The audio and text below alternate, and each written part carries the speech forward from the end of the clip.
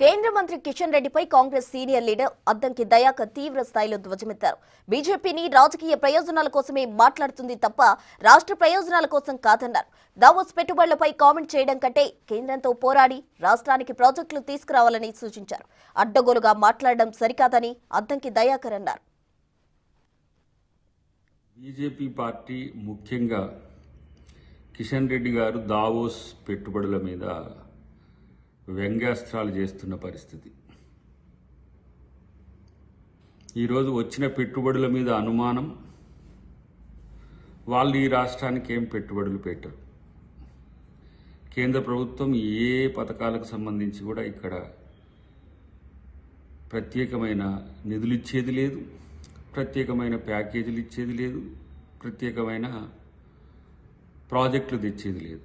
కానీ ఈరోజు పక్క రాష్ట్రంలో ఆంధ్రప్రదేశ్లో బీజేపీ మిత్రులు ఒక 2 లక్షల కోట్ల రూపాయలు ఆంధ్రప్రదేశ్కి రావడానికి ఎంత కృషి చేసిండ్రో మీరు గుర్తుంచుకోండి.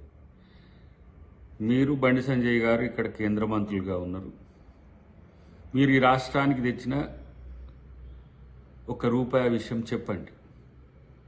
ఎంతసేపటికి రాజకీయ లబ్ధి, రాష్ట్రానికి ఏమి అభివృద్ధికో సంక్షేమానికో ఎలాంటి నిధులు లేకుండా ప్రభుత్వం మీద దుమ్మెత్తిపోయడం తప్పితే మీకున్న పనేమున్నది?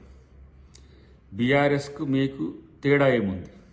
బీఆర్ఎస్ కూడా సేమ్ మీ లైన్స్లోనే మాట్లాడుతున్నది. గతంలో మీ మిత్రుడు కేసీఆర్ చేసిన అప్పులకు వడ్డీలు కట్టలేక రాష్ట్రం తల్లడిల్లుతున్న పరిస్థితి మీకు తెలియంది కాదు కదా. అయినా సరే ఏ విధంగా ప్రభుత్వాన్ని అబాసుపాలు చేయాలనేది ఒకటి. బీఆర్ఎస్ బీజేపీ ఎజెండా రెండు ఒకటే, అంటే కమలంది గులాబ్ది. ఎందుకంటే ఎంతసేపటికి గతంలో కలిసి పోటీ చేయకపోయినా అవగాహనతో ఎమ్మెల్యేలు మీకు, ఎంపీలు మాకు అని ఇద్దరు, సరే ఎమ్మెల్యేలు వాళ్ళకి ఎక్కువ రాకపోవడం వల్ల అధికారం కోల్పోయినరు.